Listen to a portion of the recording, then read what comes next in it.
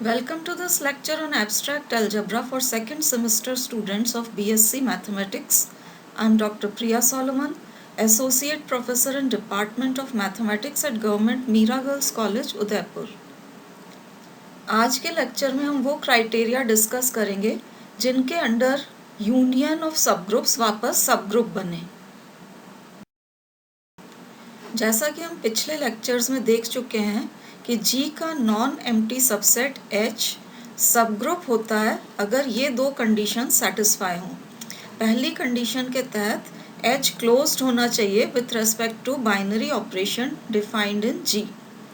अगर G के binary operation के तहत H क्लोज्ड हो जाए तो ये ऑपरेशन H में इंड्यूस हो जाता है या प्रेरित हो जाता है, और इस इंड्यूस्ड ऑपरेशन के तहत अगर H बाकी की conditions that is associative law, existence of identity and existence of inverse को सेटिस्फाई कर दे तो H कहलाता है सबग्रुप ऑफ G।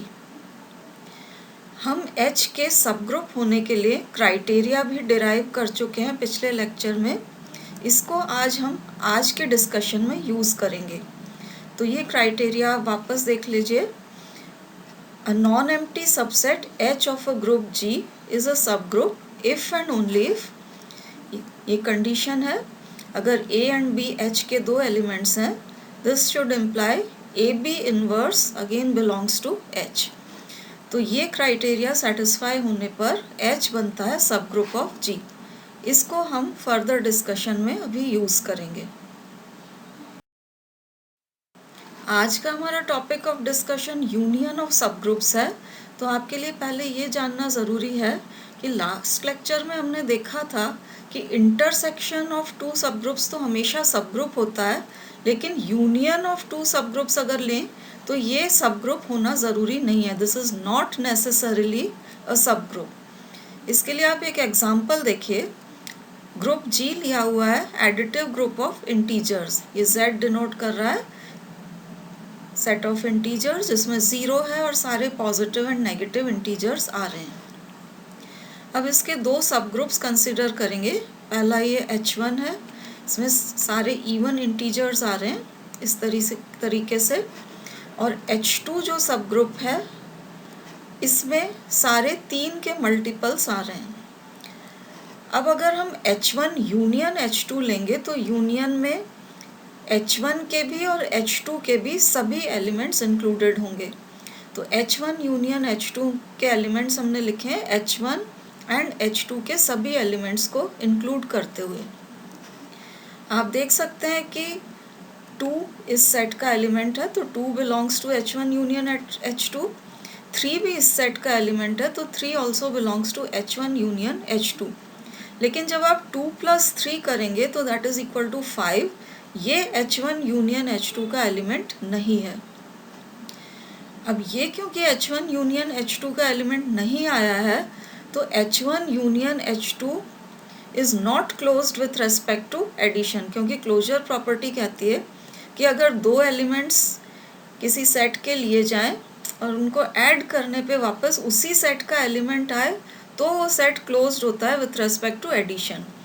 यहाँ ऐड करने पे 5 मिला है which does not belong to H1 union H2, इसलिए it is not closed with respect to addition.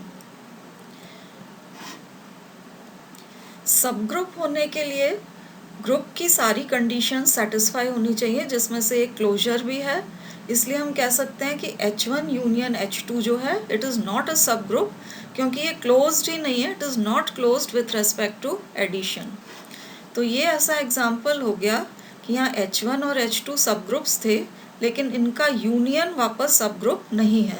इसलिए यूनियन ऑफ टू सब ग्रुप्स हमेशा सब ग्रुप हो ऐसा ज़रूरी नहीं है, तो इट इज़ नॉट नेसेसरीली अ सब ग्रुप।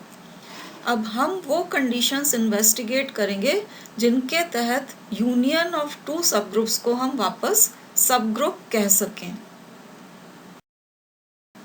यूनियन ऑफ सब ग्रुप्स के वापस सब ग्रुप होने के लिए जो कंडीशन हम डिराइव करेंगे उसके लिए आप थ्योरम देखिए। तो ये थ्योरम है कि union of two subgroups H1 and H2 is a subgroup if and only if one is contained in the other. मतलब H1 union H2 subgroup होगा if and only if one is contained in the other. का मतलब एक सब group दूसरे के अंदर अंतर्विष्ट हो, तो या तो H1 सबसेट ऑफ H2 हो या H2 सबसेट ऑफ H1 हो। अब थ्योरम में क्योंकि इफ एंड ओनली इफ लगा है तो टू वे इम्प्लीकेशन आपको प्रूव करना पड़ेगा कि अगर H1 यूनियन H2 सब ग्रुप है तो इन दोनों में से एक कंडीशन सेटिस्फाई होनी चाहिए, और इसका कन्वर्स या विलोम भी आपको प्रूव करना पड़ेगा कि अगर इनमें से एक कंडीशन सेटिस्फाई होती है तो H1 union H2 subgroup होगा। तो थ्योरम के फर्स्ट पार्ट के लिए हम मान लेते हैं कि H1 और H2 सब ग्रुप्स हैं जो कि इनमें से एक कंडीशन को सेटिस्फाई करते हैं, या तो H1 सबसेट ऑफ H2 है या H2 सबसेट ऑफ H1 है। अब अगर H1 सबसेट ऑफ H2 हुआ तो जो कंडीशन आपको मिलेगी वो आप इस डायग्राम में देख सकते हैं। ये H1 है, ये H2 का सबसेट है, तो ये पूरा का पूरा H2 के अंदर होगा। और अगर ये वाली कंडीशन सेटिस्फाई होती है तो आपको कुछ इस तरह की सिचुएशन मिलेगी। ये H2 है, ये H1 का सबसेट होने की वजह से पूरा H1 के अंदर कंटेंट होगा। तो अगर इस टाइप की सिचुएशन आपको मिल रही है, जब हम H1 और H2 का यूनियन लेंगे तो यूनियन में H1 और H2 के सारे एलिमेंट्स को इंक्लूड किया जाता है, क्योंकि H1 के सारे एलिमेंट्स H2 के अंदर ही हैं, तो यूनियन लेने पे आपको पूरा का पूरा H2 मिल जाएगा। अगर सेकंड सिचुएशन है आपके पास, तो H2 के सारे एलिमेंट्स क्योंकि H1 के अंदर है, यूनियन लेने पे आपको H1 मिल जाएगा। तो either H1 union H2 will be equal to H2 first case में, और H1 union H2 will be equal to H1 in the second case. दोनों ही केसेस में H1 यूनियन H2 सब ग्रुप आपको मिल जाएगा, क्योंकि H2 भी सब ग्रुप आपको दिया हुआ है और H1 भी सब ग्रुप दिया हुआ है। तो इस तरीके से अगर ये कंडीशन सेटिस्फाई होती है तो दोनों ही केसेस में H1 union H2 is a सब group. This proves first part of the theorem. अब हम इसका कन्वर्स प्रूव करेंगे। थ्योरम के कन्वर्स को प्रूव करने के लिए हम मानेंगे कि H1 यूनियन H2 G का सब ग्रुप है, और ये मानते हुए आपको प्रूव करना पड़ेगा कि अगर ये सब ग्रुप है तो या तो H1 H2 का सबसेट होना चाहिए या H2 सबसेट ऑफ H1 होना चाहिए। क्योंकि हमें इन दोनों में से एक कंडीशन को प्रूव करना है, तो हम प्रूव करेंगे कि अगर ये वाली कंडीशन नहीं है तो सेकंड कंडीशन ट्रू होनी चाहिए। तो हम मान लेते हैं कि ये वाली कंडीशन सेटिस्फाई नहीं हो रही है, H1 is not a subset of H2। अब H1 is not a subset of H2 माना है, तो हमें प्रूव करना पड़ेगा कि सेकंड कंडीशन सेटिस्फाई हो रही है, तो we must prove that H2 is a subset of H1। सबसे पहले तो आप देखिए, क्योंकि हमने माना है कि H1 is not a subset of H2, जैसा अपन ने पिछले डायग्राम्स में देखा था, अगर H1 H2 का सबसेट होता तो ये पूरा का पूरा H2 के अंदर कंटेंट होता। हम मान रहे हैं कि ये सबसेट नहीं है, इसलिए H1 का कुछ पोर्शन H2 के बाहर भी होगा। तो कम से कम एक एलिमेंट H1 का ऐसा होगा जो कि H2 के अंदर नहीं है। इसलिए हम कह सकते हैं कि क्योंकि H1 is not a subset of H2, there exists A belonging to H1। H1 में कम से कम एक एलिमेंट A ऐसा है जो कि H2 के अंदर नहीं है, such that A does not belong to H2। तो ये A एलिमेंट ऐसा है जो सिर्फ H1 में है, H2 में नहीं है। अब हमें एक्चुअली प्रूव करना है H2 is a subset of H1। इसके लिए आपको शो करना पड़ेगा कि H2 का हर एलिमेंट H1 के अंदर है, तभी हम कह सकेंगे कि H2 is a subset of H1। तो H2 का कोई एलिमेंट हम ले लेते हैं B। B अगर H2 में लिया है तो हमें प्रूव करना पड़ेगा कि B belongs to H1। So to prove that H2 is a subset of H1, हमें प्रूव करना पड़ेगा कि इसका हर एलिमेंट H1 में है, B हमने यहाँ लिया है, so it needs to be proved that B belongs to H1. अब आप देखिए ये A एलिमेंट हम ऑलरेडी H1 का ऐसा एलिमेंट ले चुके हैं जो H2 में नहीं है। एक और element B belonging to H2 हमने अभी लिया है। तो A क्योंकि H1 में है, B H2 में है, इसलिए A और B दोनों H1 यूनियन H2 में होंगे, क्योंकि यूनियन में H1 और H2 दोनों के ही सारे एलिमेंट्स लिए जाते हैं। तो पहला एलिमेंट H1 का है, दूसरा H2 का है, इसलिए दोनों ही H1 यूनियन H2 में होंगे। हम मान के चल रहे हैं कि H1 यूनियन H2 सब ग्रुप है, तो क्लोजर प्रॉपर्टी इसके एलिमेंट्स पे हम अगर लगाएं तो A एंड B दोनों H1 यूनियन H2 के एलिमेंट्स हैं, इसलिए इनका प्रोडक्ट भी bye closure property H1 union H2 में ही होगा। अब कोई भी एलिमेंट अगर H1 यूनियन H2 में बिलोंग कर रहा है तो वो तो या आइदर H1 में होगा या H2 में होगा, दोनों में भी हो सकता है, लेकिन कम से कम एक में होना ही चाहिए अगर वो यूनियन में एग्जिस्ट कर रहा है। तो यहाँ क्योंकि हम कह रहे हैं कि AB H1 यूनियन H2 का एलिमेंट है, या तो AB H1 में होगा या H2 में होगा। अब इस कंडीशन को हम 1 कह देते हैं कि AB या तो H1 में होना चाहिए या H2 में। अब अगर AB H2 में है तो आप देखिए AB H2 में है और B हमने ऑलरेडी H2 का ही एलिमेंट लिया था। यहाँ पर देखिए B बिलोंगिंग टू H2 लिया था, यहाँ डायग्राम में भी शो हो रहा है। अब B क्योंकि H2 में है, एग्जिस्टेंस ऑफ इनवर्स वाली कंडीशन आप H2 में लगाइए क्योंकि H2 सब ग्रुप है, तो B इनवर्स भी H2 में होगा। अब AB H2 में है, B इनवर्स H2 में है, क्लोजर प्रॉपर्टी से AB इंटू B इनवर्स भी H2 का एलिमेंट होगा। अब B and B inverse combine होके आपको आइडेंटिटी एलिमेंट दे देंगे और यहाँ सिर्फ A रह जाएगा, तो हम कह सकते हैं कि A बिलोंग्स टू H2।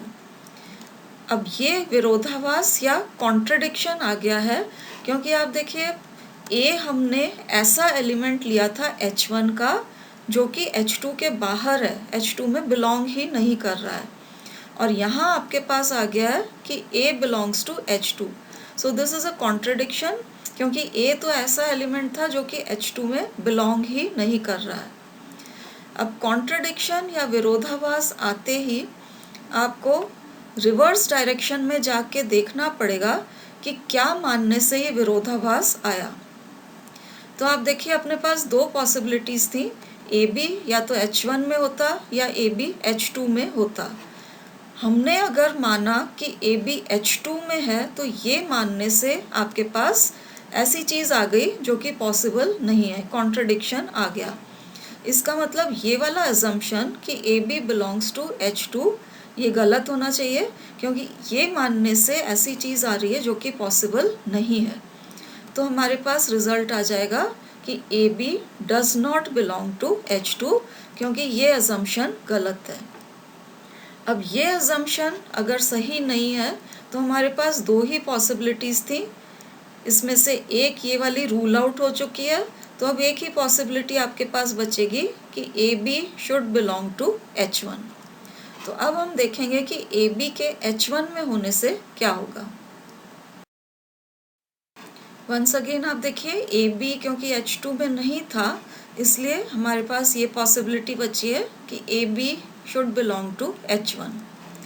अब देखिए आप डायग्राम में वापस देख सकते हैं A H1 का एलिमेंट था, तो A belongs to H1 and AB अभी हमने देखा है कि AB बिलोंग्स टू H1। अब A H1 में है तो एग्जिस्टेंस ऑफ इनवर्स वाली कंडीशन H1 में आप अप्लाई करिए, A इनवर्स भी H1 में आ जाएगा। तो A inverse into AB will also belong to H1 by closure property, क्योंकि A इनवर्स और AB दोनों H1 में है तो इनका प्रोडक्ट भी वापस H1 में आएगा। अब A इनवर्स और A कंबाइन होके आपको आइडेंटिटी दे देंगे और यहाँ सिर्फ B रह जाएगा, तो we get B belongs to H1। तो देखिए B हमने H2 का कोई भी एलिमेंट लिया था और प्रूव कर दिया है कि B also belongs to H1। This means H2 का कोई भी एलिमेंट लें वो H1 में भी बिलोंग कर रहा है।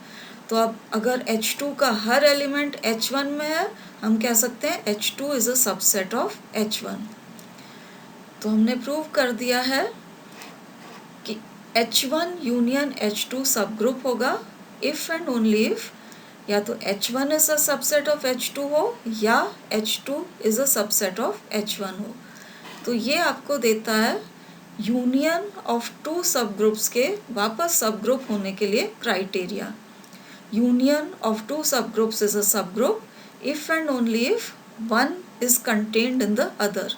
एक दूसरे के अंदर अगर अंतर्विष्ट हो तभी उन सब ग्रुप्स का यूनियन वापस सब ग्रुप बनेगा।